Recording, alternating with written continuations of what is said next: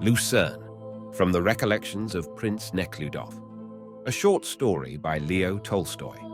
Yesterday evening I arrived at Lucerne and put up at the best inn there, the Schweizerhof. Lucerne, the chief city of the canton, situated on the shore of the Vierwaldstätter Sea, says Murray, is one of the most romantic places of Switzerland. Here cross three important highways, and it is only an hour's distance by steamboat to Mount Rigi, from which is obtained one of the most magnificent views in the world. Whether that be true or no, other guides say the same thing, and consequently, at Lucerne there are throngs of travellers of all nationalities, especially the English. The magnificent five-storied building of the Hotel Schweizerhof is situated on the quay, at the very edge of the lake, where in olden times there used to be the crooked, covered wooden bridge with chapels on the corners and pictures on the roof. Now, thanks to the tremendous inroad of Englishmen, with their necessities, their tastes, and their money, they have torn down the old bridge, and in its place erected a granite quay, straight as a stick. On the quay, they have built straight, quadrangular, five-storied houses. In front of the houses, they have set out 2 rows of lindens and provided them with supports, and between the lindens is the usual supply of green benches. This is the promenade, and here back and forth stroll the English women in their Swiss straw hats, and the Englishmen in simple and comfortable attire, and rejoice in their work. Possibly these quays and houses and lindens and Englishmen would be excellent in their way anywhere else, but here they seem discordant amid this strangely magnificent and at the same time indescribably harmonious and smiling nature. As soon as I went up to my room and opened the window facing the lake, the beauty of the sheet of water, of the mountains and of the sky, at the first moment literally dazzled and overwhelmed me. I experienced an inward unrest and the necessity of expressing in some manner the feelings that suddenly filled my soul to overflowing. I felt a desire to embrace, powerfully to embrace, someone, to tickle him, or to pinch him. In short, to do to him and to myself something extraordinary. It was 7 o'clock in the evening. The rain had been falling all day, but now it had cleared. The lake, iridescent as melted sulphur and dotted with boats, which left behind them vanishing trails, spread out before my windows smooth, motionless as it were, between the variegated green shores. Farther away it was contracted between 2 monstrous headlands and, darkling, set itself against, and disappeared behind a confused pile of mountains, clouds, and glaciers. In the foreground stretched a panorama of moist, fresh green shores with reeds, meadows, gardens, and villas. Farther away, the dark green wooded heights crowned with the ruins of feudal castles. In the background, the rolling, pale, lilac-coloured vista of mountains with fantastic peaks built up of crags and pallid snow-capped summits. And everything was bathed in a fresh, transparent azure atmosphere and kindled by the warm rays of the setting sun bursting forth through the riven skies. Not on the lake or on the mountains or in the skies was there a single completed line, a single unmixed colour, a single moment of repose.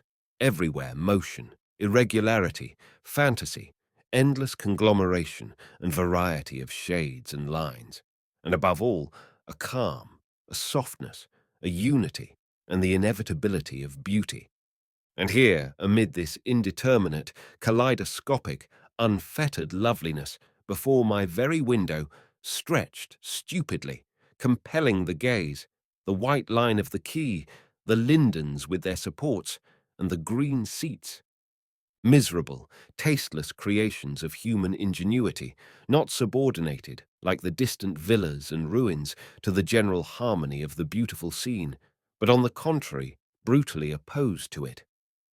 Constantly, though against my will, my eyes were attracted to that horribly straight line of the quay, and mentally I should have liked to get rid of it, to demolish it like a black spot which should disfigure the nose beneath one's eye. But the quay with the sauntering Englishman remained where it was, and I involuntarily tried to find a point of view where it would be out of my sight. I succeeded in finding such a view, Until dinner was ready, I took delight, alone by myself, in this incomplete, and therefore the more enjoyable feeling of oppression that one experiences in the solitary contemplation of natural beauty.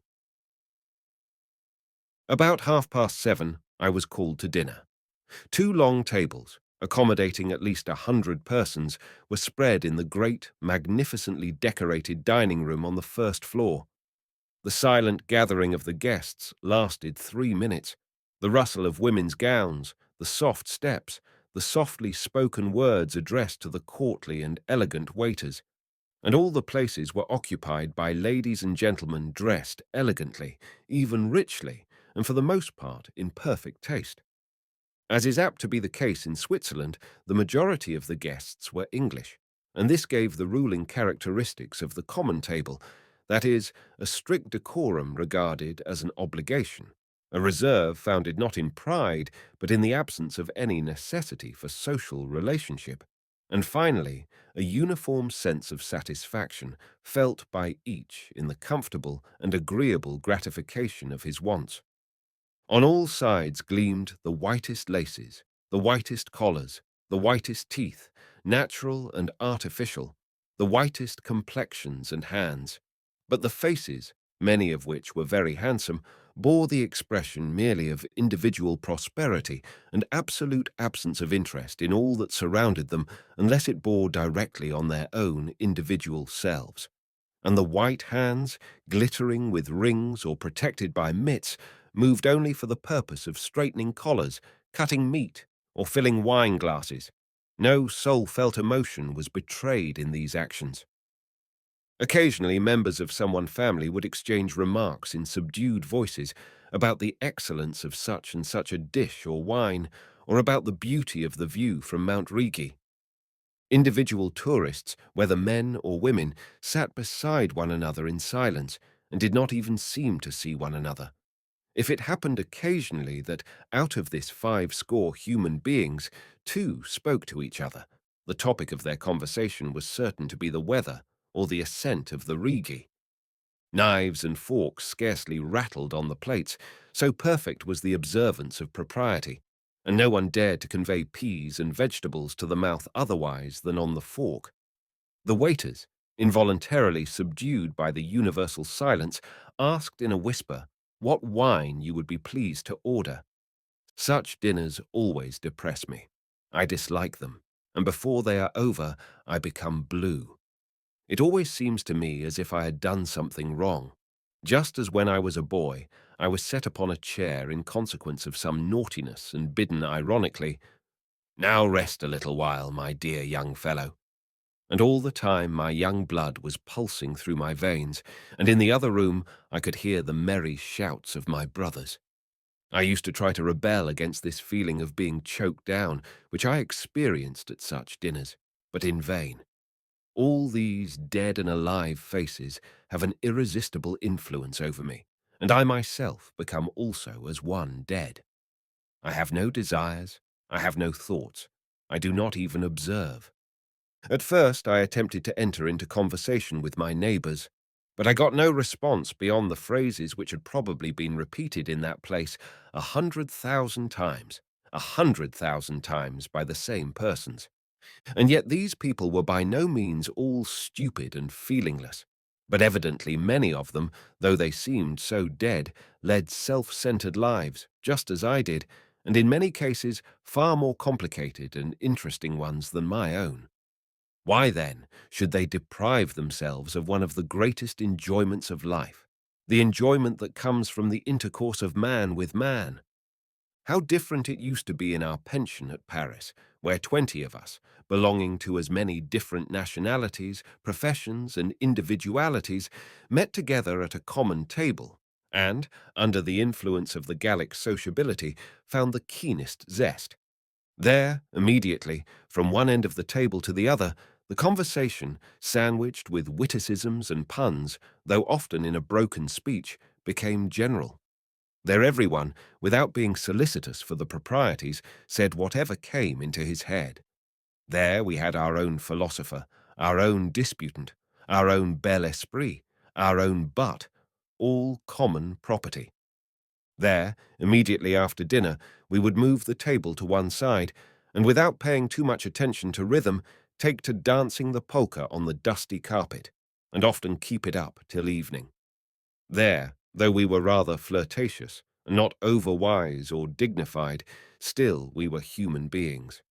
And the Spanish countess with romantic proclivities, and the Italian abbate, who insisted on declaiming from the Divine Comedy after dinner, and the American doctor who had the entree into the Tuileries, and the young dramatic author with his long hair, and the pianist who, according to her own account, had composed the best polka in existence, and the unhappy widow who was a beauty and wore 3 rings on every finger.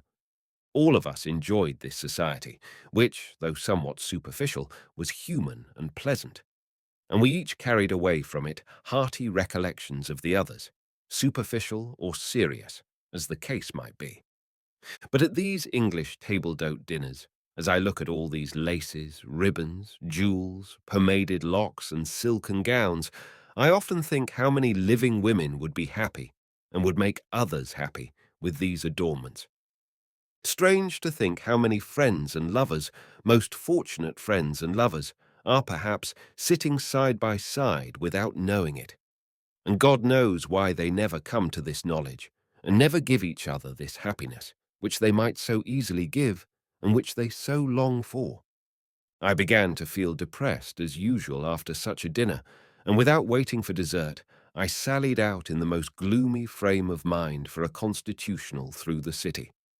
My melancholy frame of mind was not relieved, but was rather confirmed by the narrow, muddy streets without lanterns, the shuttered shops, the encounters with drunken workmen, and with women hastening after water, or in bonnets, glancing around them as they glided down the alleys or along the walls.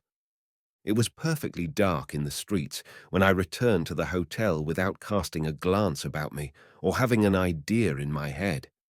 I hoped that sleep would put an end to my melancholy. I experienced that horrible spiritual chill, loneliness and heaviness which sometimes, without any reason, beset those who had just arrived in any new place. Looking down at my feet, I walked along the quay to the Schweizerhof, when suddenly my ear was struck by the strains of a peculiar but thoroughly agreeable and sweet music. These strains had an immediately enlivening effect on me. It was as if a bright, cheerful light had poured into my soul. I felt contented, gay. My slumbering attention was awakened again to all surrounding objects, and the beauty of the night and the lake, to which till then I had been indifferent, suddenly came over me with quickening force like something new. I involuntarily took in at a glance the dark sky with grey clouds flecking its deep blue, now lighted by the rising moon, the glassy, dark green lake, with its surface reflecting the lighted windows, and far away the snowy mountains. And I heard the croaking of the frogs over on the Frossenberg shore, and the dewy, fresh call of the quail. Directly in front of me, in the spot whence the sounds of music had first come, and which still especially attracted my attention, I saw, amid the semi-darkness on the street, a throng of people standing in a semicircle, and in front of the crowd, at a little distance, a small man in dark clothes. Behind the throng and the man, there stood out harmoniously against the blue, ragged sky, grey and blue, the black tops of a few Lombardy poplars in some garden, and rising majestically on high, the 2 stern spires that stand on the towers of the ancient cathedral. I drew nearer, and the strains became more distinct. At some distance, I could clearly distinguish the full accords of a guitar, sweetly swelling in the evening air, and several voices, which, while taking turns with one another, did not sing any definite theme, but gave suggestions of one in places wherever the melody was most pronounced. The theme was in somewhat the nature of a mazurka, sweet and graceful. The voices sounded now near at hand, now far distant. Now a bass was heard, now a tenor, now a falsetto, such as the Tyrolese warblers are wont to sing. It was not a song, but the graceful, masterly sketch of a song. I could not comprehend what it was, but it was beautiful. Those voluptuous, soft chords of the guitar, that sweet, gentle melody, that solitary figure of the man in black amid the fantastic environment of the dark lake, the gleaming moon, and the twin spires of the cathedral rising in majestic silence, and the black tops of the poplars, all was strange and perfectly beautiful, or at least seemed so to me. All the confused, arbitrary impressions of life suddenly became full of meaning and beauty. It seemed to me as if a fresh, fragrant flower had sprung up in my soul. In place of the weariness, dullness, and indifference toward everything in the world which I had been feeling the moment before, I experienced a necessity for love, a fullness of hope, and an unbounded enjoyment of life. "What dost thou desire? What dost thou long for?" an inner voice seemed to say. "Here it is. Thou art surrounded on all sides by beauty and poetry. Breathe it in full, deep draughts, as long as thou hast strength. Enjoy it to the full extent of thy capacity. 'Tis all thine, all blessed." I drew nearer. The little man was, as it seemed, a travelling Tyrolese. He stood before the windows of the hotel, one leg advanced, his head thrown back, and as he thrummed on the guitar, he sang his graceful song in all those different voices. I immediately felt an affection for this man and a gratefulness for the change which he had brought about in me. The singer, as far as I was able to judge, was dressed in an old black coat. He had short black hair, and he wore a civilian's hat, which was no longer new. There was nothing artistic in his attire, but his clever and youthfully gay motions and pose, together with his diminutive stature, formed a pleasing and at the same time pathetic spectacle. On the steps, in the windows, and on the balconies of the brilliantly lighted hotel stood ladies handsomely decorated and attired, gentlemen with polished collars, porters and lackeys in gold-embroidered liveries. In the street, in the semicircle of the crowd, and farther along on the sidewalk, among the lindens, were gathered groups of well-dressed waiters, cooks in white caps and aprons, and young girls wandering about with arms about each other's waists. All, it seemed, were under the influence of the same feeling as I myself experienced. All stood in silence around the singer and listened attentively. Silence reigned, except in the pauses of the song, when there came from far away across the waters the regular click of a hammer, and from the Frossenberg shore rang in fascinating monotone the voices of the frogs, interrupted by the mellow, monotonous call of the quail. The little man in the darkness, in the midst of the street, poured out his heart like a nightingale, in couplet after couplet, song after song. Though I had come close to him, his singing continued to give me greater and greater gratification. His voice, which was of great power, was extremely pleasant and tender. The taste and feeling for rhythm which he displayed in the control of it were extraordinary, and proved that he had great natural gifts. After he sung each couplet, he invariably repeated the theme in variation, and it was evident that all his graceful variations came to him at the instant, spontaneously. Among the crowd, and above on the Schweizerhof, and nearby on the boulevard, were heard frequent murmurs of approval, though generally the most respectful silence reigned. The balconies and the windows kept filling more and more with handsomely dressed men and women leaning on their elbows and picturesquely illuminated by the lights in the house. Promenaders came to a halt, and in the darkness on the quay stood men and women in little groups. Near me, at some distance from the common crowd, stood an aristocratic cook and lackey, smoking their cigars. The cook was forcibly impressed by the music, and at every high falsetto note enthusiastically nodded his head to the lackey, and nudged him with his elbow with an expression of astonishment which seemed to say, "How he sings! Hey?"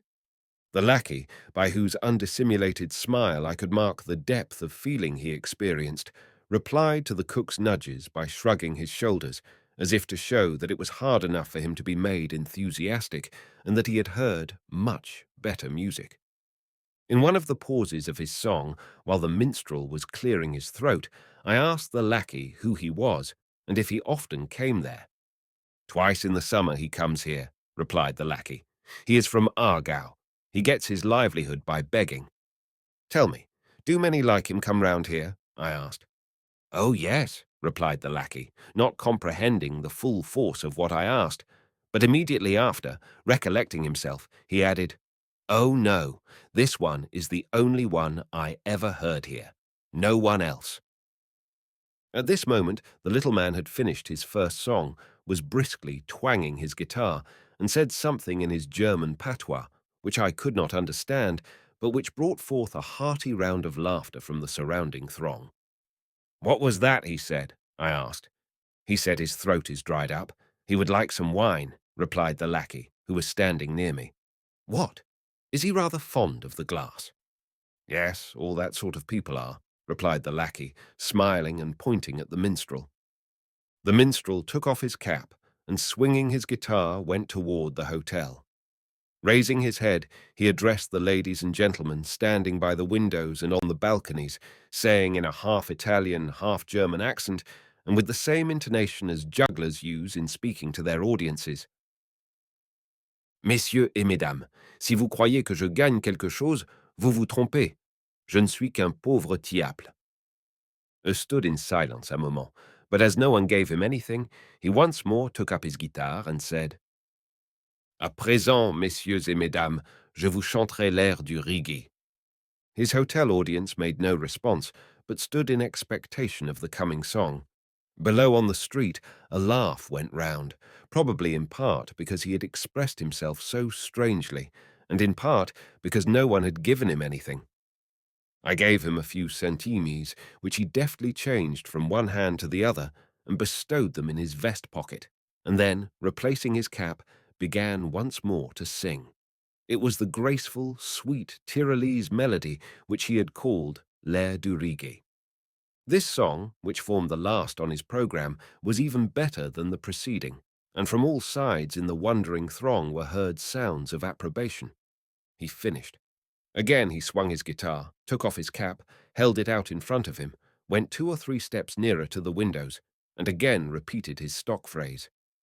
Messieurs et mesdames, si vous croyez que je gagne quelque chose, which he evidently considered to be very shrewd and witty. But in his voice and motions I perceived now a certain irresolution and childish timidity, which were especially touching in a person of such diminutive stature. This elegant public, still picturesquely grouped in the lighted windows and on the balconies, was shining in their rich attire. A few conversed in soberly discreet tones, apparently about the singer who was standing there below them with outstretched hand.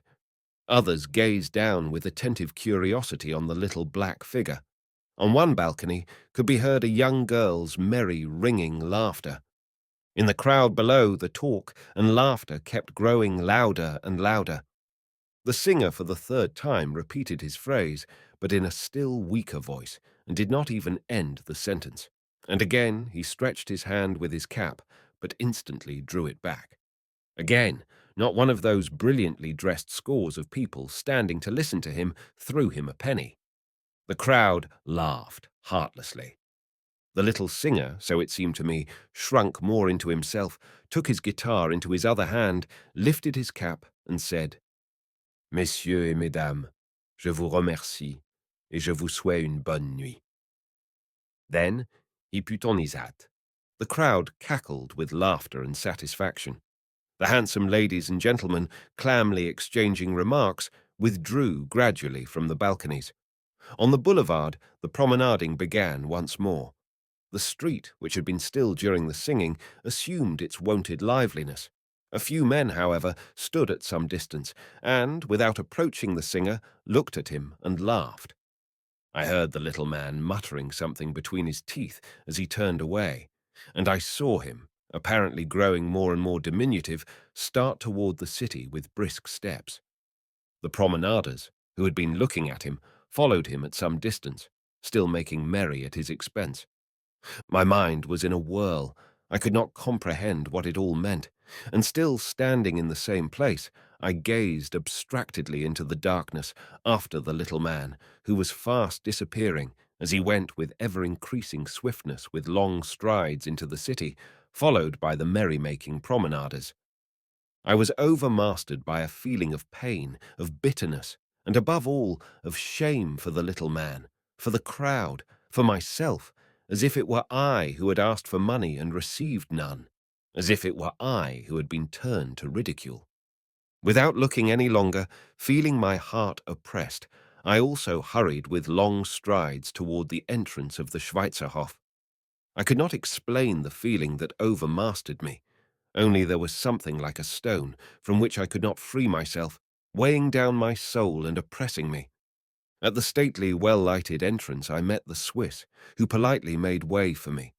An English family was also at the door, a portly, handsome, tall gentleman with black side whiskers, in a black hat, and with a plaid on one arm, while in his hand he carried a costly cane, came out slowly and full of importance. Leaning on his arm was a lady who wore a raw silk gown and a bonnet with bright ribbons and the most charming laces. With them was a pretty, fresh-looking young lady in a graceful Swiss hat with a feather à la mousquetaire. From under it escaped long, light yellow curls, softly encircling her fair face. In front of them skipped a buxom girl of 10 with round, white knees, which showed from under her thin embroideries. "What a lovely night," the lady was saying in a sweet, happy voice as I passed them. "Oh, yes," growled the Englishman lazily, and it was evident that he found it so enjoyable to be alive in the world that it was too much trouble even to speak. And it seemed as if all of them alike found it so comfortable and easy, so light and free to be alive in the world. Their faces and motions expressed such perfect indifference to the lives of everyone else, and such absolute confidence, that it was to them that the Swiss made way, and bowed so profoundly, and that when they returned they would find clean, comfortable beds and rooms, and that all this was bound to be, and was, their indefeasible right, that I could not help contrasting them with the wandering minstrel who, weary, perhaps hungry, full of shame, was retreating before the laughing crowd. And then, suddenly, I comprehended what it was that oppressed my heart with such a load of heaviness, and I felt an indescribable anger against these people. Twice I walked up and down past the Englishman, and each time, without turning out for him, my elbow punched him, which gave me a feeling of indescribable satisfaction. And then, darting down the steps, I hastened through the darkness in the direction taken by the little man on his way to the city. Overtaking 3 men, walking together, I asked them where the singer was. They laughed and pointed straight ahead. There he was, walking alone with brisk steps. No one was with him. All the time, as it seemed to me, he was indulging in bitter monologue. I caught up with him and proposed to him to go somewhere with me and drink a bottle of wine. He kept on with his rapid walk and looked at me indignantly. But when it dawned on him what I meant, he halted. "Well, I will not refuse if you are so kind," said he. "Here is a little cafe. We can go in there. It's very ordinary," he added, pointing to a drinking salon that was still open. His expression, "very ordinary," involuntarily suggested to my mind the idea of not going to a very ordinary cafe, but to go to the Schweizerhof, where those who had been listening to him were.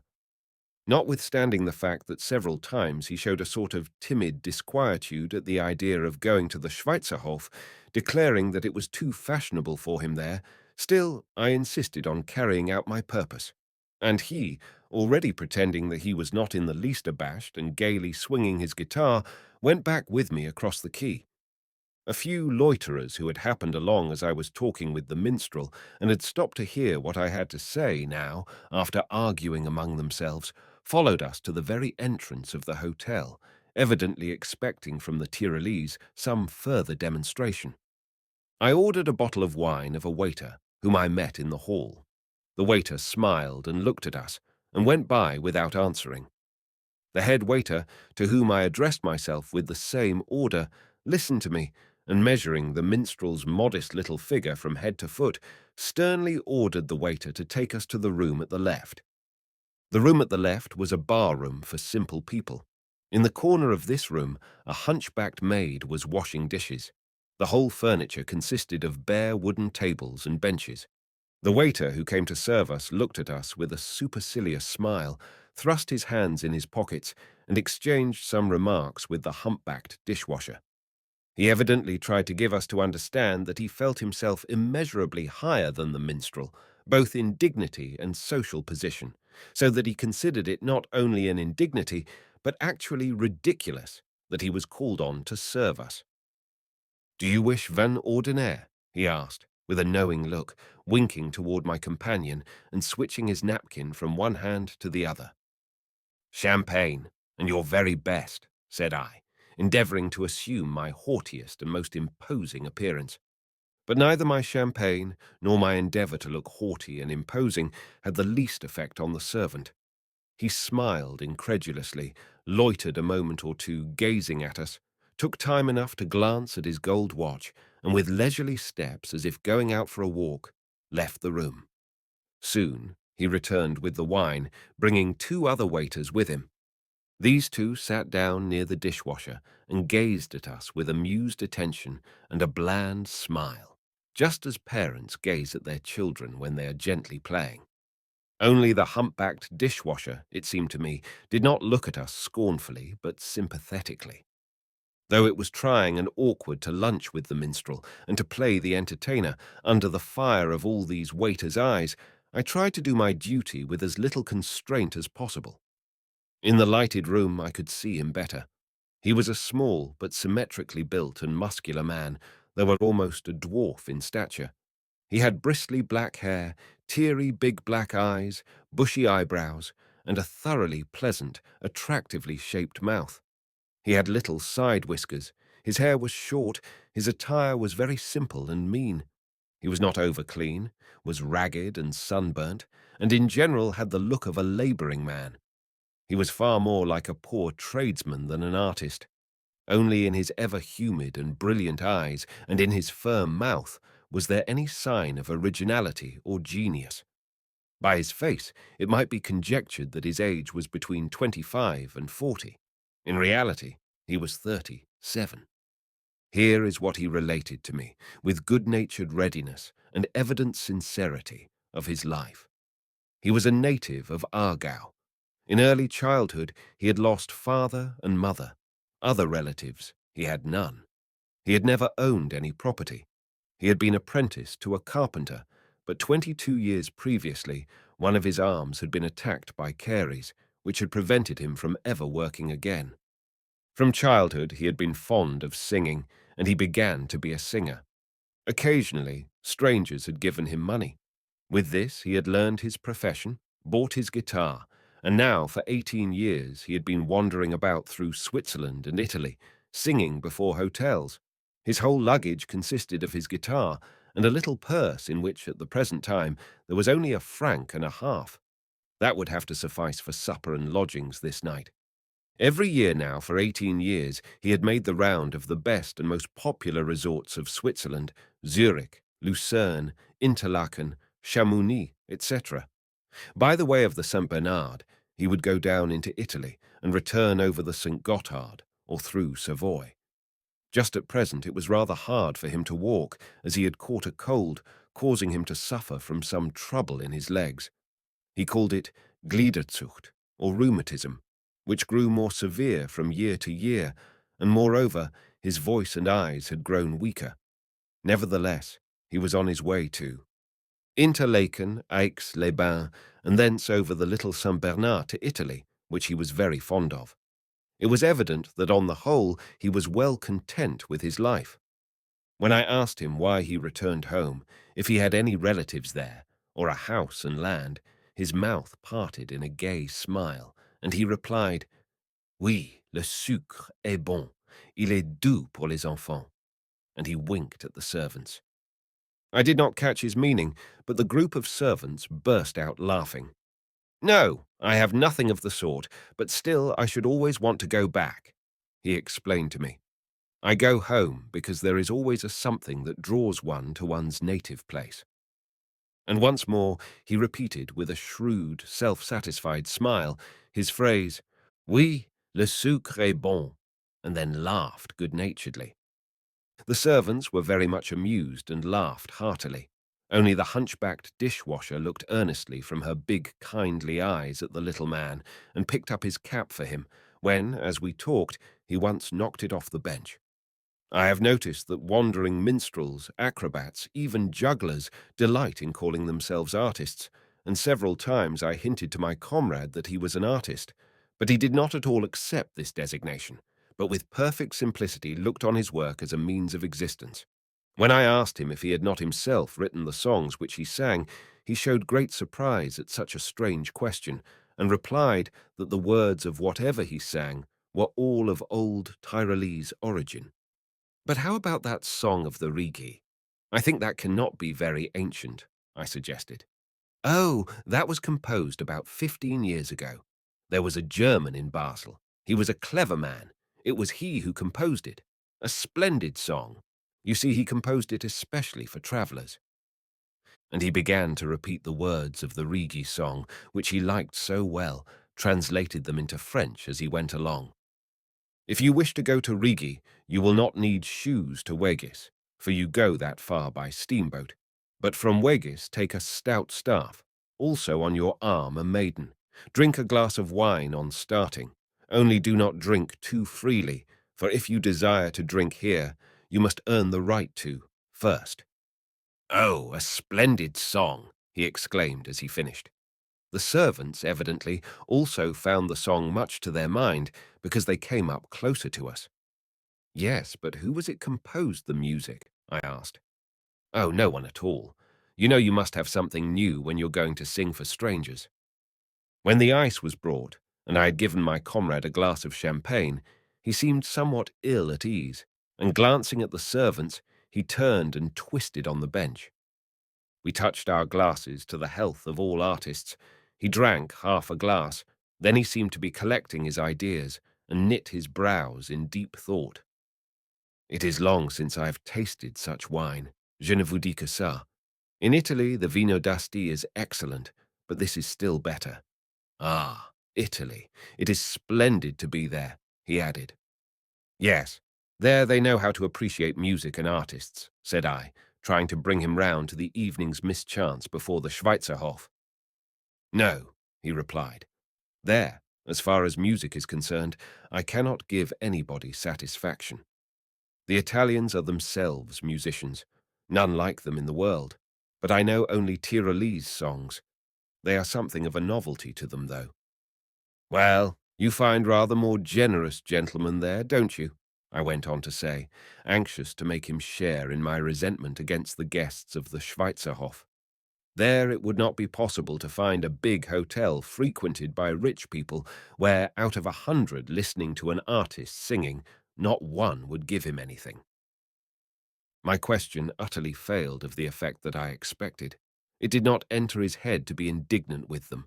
On the contrary, he saw in my remark an implied slur on his talent which had failed of its reward, and he hastened to set himself right before me. It is not every time that you get anything, he remarked. Sometimes one isn't in good voice, or you are tired. Now today I have been walking 10 hours and singing almost all the time. That is hard, and these important aristocrats do not always care to listen to Tyrolese songs. But still, how can they help giving? I insisted. He did not comprehend my remark. That's nothing, he said. But here the principal thing is, on est très serré pour la police. That's what's the trouble. Here, according to these republican laws, you are not allowed to sing. But in Italy, you can go wherever you please. No one says a word. Here, if they want to let you, they let you. But if they don't want to, then they can throw you into jail. What? That's incredible. Yes, it is true. If you have been wandered once and are found singing again, they may put you in jail. I was kept there 3 months once, he said, smiling as if that were one of his pleasantest recollections. Oh, that is terrible, I exclaimed. What was the reason? That was in consequence of one of the new laws of the Republic, he went on to explain, growing animated. They cannot comprehend here that a poor fellow must earn his living somehow. If I were not a cripple, I would work. But what harm do I do to anyone in the world by my singing? What does it mean? The rich can live as they wish, but un pauvre tiapul like myself can't live at all. What does it mean by laws of the Republic? If that is the way they run, then we don't want a republic. Isn't that so, my dear sir?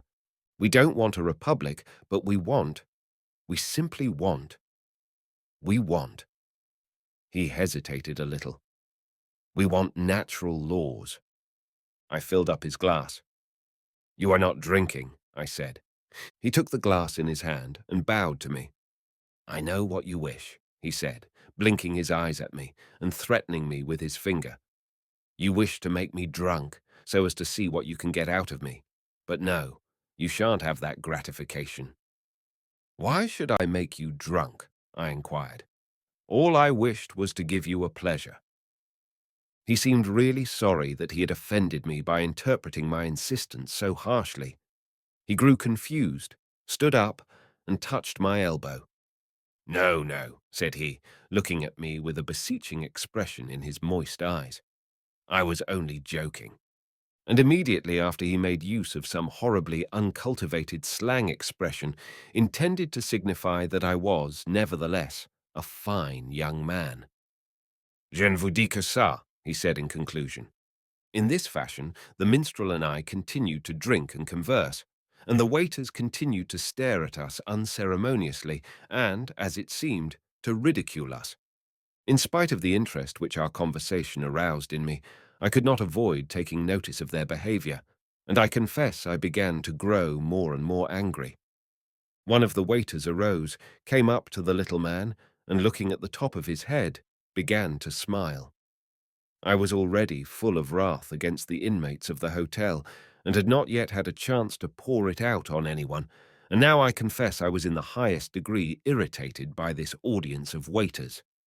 The Swiss, not removing his hat, came into the room and sat down near me, leaning his elbows on the table.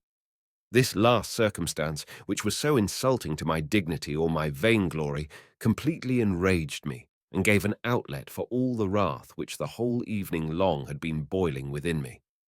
Why had he so humbly bowed when he had met me before, and now, because I was sitting with the travelling minstrel, did he come and take his place near me so rudely? I was entirely overmastered by that boiling, angry indignation which I enjoy in myself, which I sometimes endeavour to stimulate when it comes over me, because it has an exhilarating effect on me, and gives me, if only for a short time, a certain extraordinary flexibility, energy, and strength in all my physical and moral faculties. I leaped to my feet.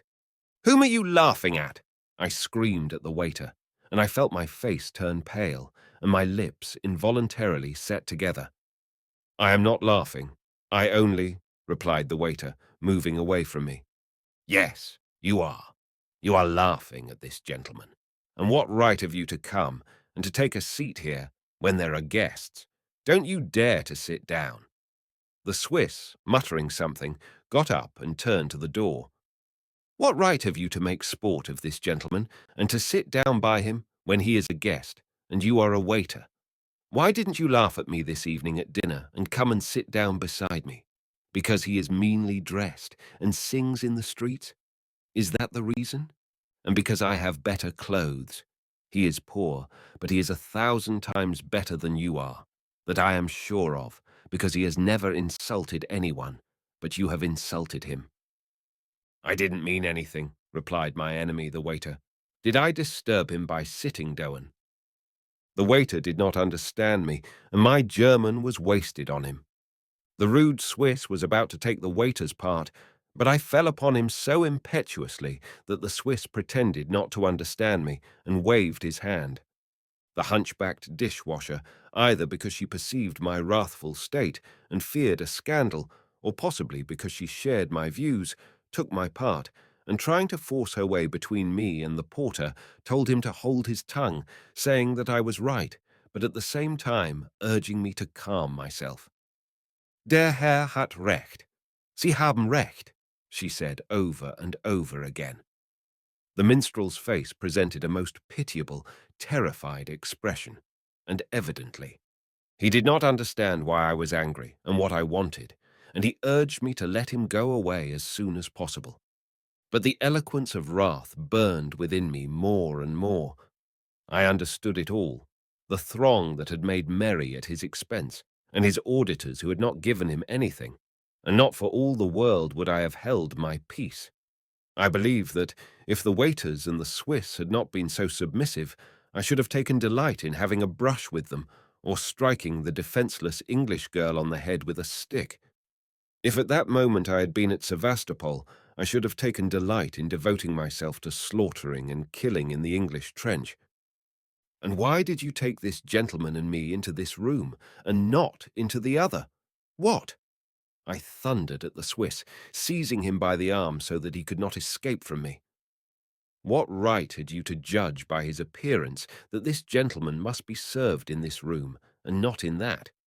Have not all guests who pay equal rights in hotels, not only in a republic, but in all the world? Your scurvy republic. Equality indeed.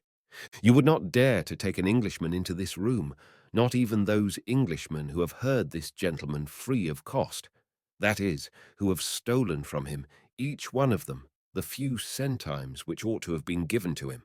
How did you dare to take us to this room? That room is closed, said the porter. No, I cried. That isn't true. It isn't closed. Then you know best. I know. I know that you are lying. The Swiss turned his back on me. What is to be said? He muttered. What is to be said? I cried. Now conduct us instantly into that room. In spite of the dishwasher's warning and the entreaties of the minstrel, who would have preferred to go home, I insisted on seeing the head waiter, and went with my guest into the big dining room. The head waiter, hearing my angry voice and seeing my menacing face, avoided a quarrel, and, with contemptuous civility, said that I might go wherever I pleased. I could not prove to the Swiss that he had lied, because he had hastened out of sight before I went into the hall. The dining room was, in fact, open and lighted, and at one of the tables sat an Englishman and a lady eating their supper. Although we were shown to a special table, I took the dirty minstrel to the very one where the Englishman was, and bade the waiter bring to us there the unfinished bottle. The two guests at first looked with surprised, then with angry eyes at the little man, who, more dead than alive, was sitting near me. They talked together in a low tone. Then the lady pushed back her plate, her silk dress rustled, and both of them left the room. Through the glass doors I saw the Englishman saying something in an angry voice to the waiter and pointing with his hand in our direction. The waiter put his head through the door and looked at us. I waited with pleasurable anticipation for someone to come and order us out, for then I could have found a full outlet for all my indignation. But fortunately, thought at the time I felt injured, we were left in peace. The minstrel, who before had fought shy of the wine, now eagerly drank all that was left in the bottle so that he might make his escape as quickly as possible. He, however, expressed his gratitude with deep feeling, as it seemed to me, for his entertainment.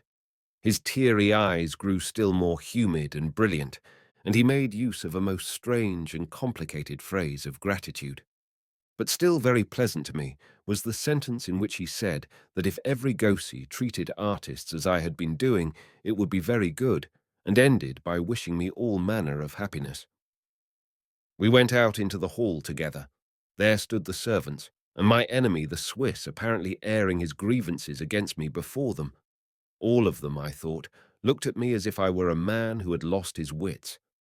I treated the little man exactly like an equal before all that audience of servants, and then, with all the respect that I was able to express in my behavior, I took off my hat and pressed his hand with its dry and hardened fingers. The servants pretended not to pay the slightest attention to me. Only one of them indulged in a sarcastic laugh. As soon as the minstrel had bowed himself out and disappeared in the darkness, I went upstairs to my room, intending to sleep off all these impressions and the foolish, childish anger which had come upon me so unexpectedly. But, finding that I was too much excited to sleep, I once more went down into the street with the intention of walking until I should have recovered my equanimity, and, I must confess, with the secret hope that I might accidentally come across the porter or the waiter or the Englishman and show them all their rudeness, and most of all, their unfairness. But beyond the Swiss, who when he saw me turned his back, I met no one, and I began to promenade in absolute solitude back and forth along the quay.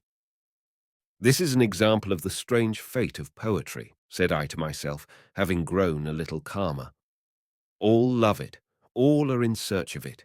It is the only thing in life that men love and seek, and yet no one recognizes its power, no one prizes this best treasure of the world, and those who give it to men are not rewarded.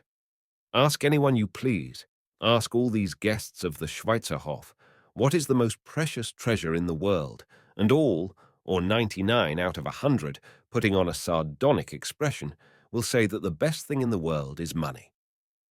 Maybe, though, this does not please you or coincide with your elevated ideas, it will be urged. But what is to be done if human life is so constituted that money alone is capable of giving a man happiness? I cannot force my mind not to see the world as it is, it will be added. That is, to see the truth. Pitiable is your intellect, pitiable the happiness which you desire, and you yourselves, unhappy creatures, not knowing what you desire. Why have you all left your fatherland, your relatives, your money-making trades and occupations, and come to this little Swiss city of Lucerne? Why did you all this evening gather on the balconies, and in respectful silence listen to the little beggar's song? And if he had been willing to sing longer, you would have been silent and listened longer. What? Could money, even millions of it, have driven you all from your country and brought you all together in this little nook of Lucerne? Could money have gathered you all on the balconies to stand for half an hour silent and motionless? No. One thing compels you to do it, and will forever have a stronger influence than all the other impulses of life. The longing for poetry which you know, which you do not realize but feel, always will feel as long as you have any human sensibilities. The word poetry is a mockery to you. You make use of it as a sort of ridiculous reproach. You regard the love for poetry as something meant for children and silly girls, and you make sport of them for it. For yourselves, you must have something more definite. But children look upon life in a healthy way. They recognize and love what man ought to love and what gives happiness. But life has so deceived and perverted you that you ridicule the only thing that you really love, and you seek for what you hate and for what gives you unhappiness. You are so perverted that you did not perceive what obligations you are under to the poor Tyrolese who rendered you a pure delight, but at the same time you feel needlessly obliged to humiliate yourselves before some lord, which gives you neither pleasure nor profit, but rather causes you to sacrifice your comfort and convenience. What absurdity! What incomprehensible lack of reason! But it was not this that made the most powerful impression on me this evening, this blindness to all that gives happiness, this unconsciousness of poetic enjoyment I can almost comprehend, or at least I have become wonted to it, since I have almost everywhere met with it in the course of my life. The harsh, unconscious churlishness of the crowd was no novelty to me. Whatever those who argue in favor of popular sentiment may say, the throng is a conglomeration of very possibly good people, but of people who touch each other only on their coarse animal sides and express only the sickness and harshness of human nature. But how was it that you, children of a free, humane people, you Christians, you simply as human beings, repaid with coldness and ridicule the poor beggar who gave you a pure enjoyment? But no, in your country there are asylums for beggars. There are no beggars, there must be none, and there must be no feelings of sympathy, since that would be a confession that beggary existed. But he labored, he gave you enjoyment, he besought you to give him something of your superfluity in payment for his labor of which you took advantage. But you looked on him with a cool smile, as on one of the curiosities in your lofty, brilliant palaces. And though there were 100 of you, favored with happiness and wealth, not one man or one woman among you gave him a sou. Abashed he went away from you, and the thoughtless throng, laughing, followed and ridiculed not you, but him, because you were cold, harsh, and dishonorable, because you robbed him in receiving the entertainment which he have you. For this you jeered him. On the 19th of July, 1857, in Lucerne, before the Schweizerhof Hotel, in which were lodging very opulent people, a wandering beggar minstrel sang for half an hour his songs and played his guitar. About 100 people listened to him. The minstrel thrice asked all to give him something. No one person gave him a thing, and many made sport of him. This is not an invention, but an actual fact, as those who desire can find out for themselves by consulting the papers for the list of those who were at the Schweizerhof on the 19th of July. This is an event which the historians of our time ought to describe in letters of inextinguishable flame. This even is more significant and more serious, and fraught with far deeper meaning than the facts that are printed in newspapers and histories. That the English have killed several thousand Chinese because the Chinese would not sell them anything for money while their land is overflowing with ringing coins. That the French have killed several thousand Kabyles because the wheat grows well in Africa, and because constant war is essential for the drill of an army. That the Turkish ambassador in Naples must not be a Jew, and that the Emperor Napoleon walks about in Plombières and gives his people the express assurance that he rules only in direct accordance with the will of the people. All these are words which darken or reveal something long known. But the episode that took place in Lucerne on the 19th of July seems to me something entirely novel and strange, and it is connected not with the everlastingly ugly side of human nature, but with a well-known epoch in the development of society. This fact is not for the history of human activities, but for the history of progress and civilization. Why is it that this inhuman fact, impossible in any German, French, or Italian country, is quite possible here, where civilization, freedom, and equality are carried to the highest degree of development, where there are gathered together the most civilized travelers from the most civilized nations? Why is it that these people who, in their palaces, their meetings, and their societies, labor warmly for the condition of the celibate Chinese in India, about the spread of Christianity and culture in Africa, about the formation of societies for attaining all perfection, why is it that they should not find in their souls the simple, primitive feeling of human sympathy?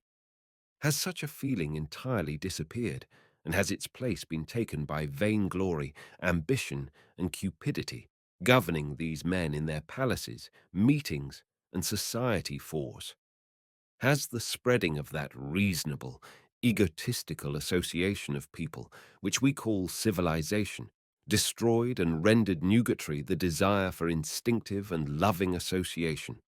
And is this that boasted equality for which so much innocent blood has been shed and so many crimes have been perpetrated? Is it possible that nations, like children, can be made happy by the mere sound of the word equality? Equality before the law?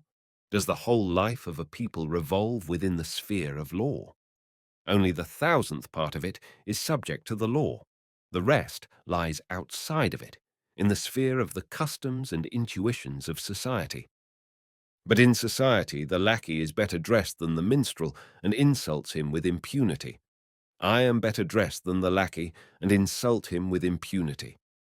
The Swiss considers me higher, but the minstrel lower than himself. When I made the minstrel my companion, he felt that he was on an equality with us both and behaved rudely. I was impudent to the Swiss, and the Swiss acknowledged that he was inferior to me. The waiter was impudent to the minstrel, and the minstrel accepted the fact that he was inferior to the waiter. And is that government free, even though men seriously call it free, where a single citizen can be thrown into prison, because without harming anyone, without interfering with anyone, he does the only thing he can to prevent himself from dying of starvation? A wretched, pitiable creature is man with his craving for positive solutions, thrown into this everlastingly tossing, limitless ocean of good and evil of facts, of combinations and contradictions. For centuries men have been struggling and laboring to put the good on one side, the evil on the other. Centuries will pass, and no matter how much the unprejudiced mind may strive to decide where the balance lies between the good and the evil, The scales will refuse to tip the beam, and there will always be equal quantities of the good and the evil on each scale. If only man would learn to form judgments and not indulge in rash and arbitrary thoughts, and not to make reply to questions that are propounded merely to remain forever unanswered. If only he would learn that every thought is both a lie and a truth, a lie from the one-sidedness and inability of man to recognize all truth, and true because it expresses one side of mortal endeavor. There are divisions in this everlastingly tumultuous, endlessly confused chaos of the good and the evil. They have drawn imaginary lines over this ocean, and they contend that the ocean is really thus divided. But are there not millions of other possible subdivisions from absolutely different standpoints in other planes? Certainly, these novel subdivisions will be made in centuries to come, just as millions of different ones have been made in centuries past. Civilization is good, barbarism is evil, freedom, good, slavery, evil. Now, this imaginary knowledge annihilates the instinctive, beatific, primitive craving for the good which is in human nature. And who will explain to me what is freedom, what is despotism, what is civilization, what is barbarism? Where are the boundaries that separate them? And whose soul possesses so absolute a standard of good and evil as to measure these fleeting, complicated facts? Whose intellect is so great as to comprehend and weigh all the facts in the irretrievable past? And who can find any circumstance in which good and evil do not exist together? And because I know that I see more of one than of the other, is it not because my standpoint is wrong? And who has the ability to separate himself so absolutely from life, even for a moment, as to look upon it independently from above? One, only one infallible guide we have, the universal spirit which penetrates all collectively and as units, which has endowed each of us with the craving for the right, the spirit which commands the tree to grow toward the sun, which commands the flower in autumn tide to scatter its seed, and which commands each one of us unconsciously to draw closer together.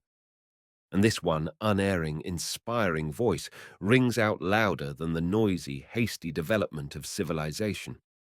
Who is the greater man, and who the greater barbarian? That lord who, seeing the minstrel's well-worn clothes, angrily left the table, who gave him not the millionth part of his possessions in payment of his labor, and now lazily sitting in his brilliant, comfortable room, calmly expresses his opinion about the events that are happening in China, and justifies the massacres that have been done there.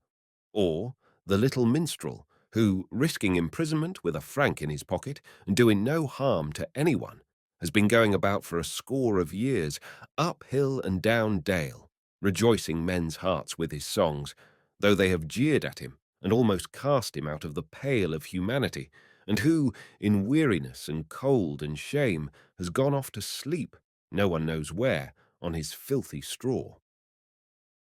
At this moment, from the city, through the dead silence of the night, far, far away, I caught the sound of the little man's guitar and his voice. "No," something involuntarily said to me. "You have no right to commiserate the little man, or to blame the Lord for his well-being. Who can weigh the inner happiness which is found in the soul of each of these men?" There he stands somewhere in the muddy road and gazes at the brilliant moonlit sky and gaily sings amid the smiling, fragrant night. In his soul there is no reproach, no anger, no regret. And who knows what is transpiring now in the hearts of all these men within those opulent, brilliant rooms? Who knows if they all have as much unencumbered, sweet delight in life, and as much satisfaction with the world as dwells in the soul of that little man? Endless are the mercy and wisdom of him who has permitted and formed all these contradictions. Only to thee, miserable little worm of the dust, audaciously, lawlessly attempting to fathom his laws, his designs, only to thee do they seem like contradictions. Full of love, he looks down from his bright, immeasurable height and rejoices in the endless harmony in which you all move in endless contradictions. In thy pride, thou hast thought thyself able to separate thyself from the laws of the universe. No, thou also, with thy petty, ridiculous anger against the waiters, thou also hast disturbed the harmonious craving for the eternal and the infinite.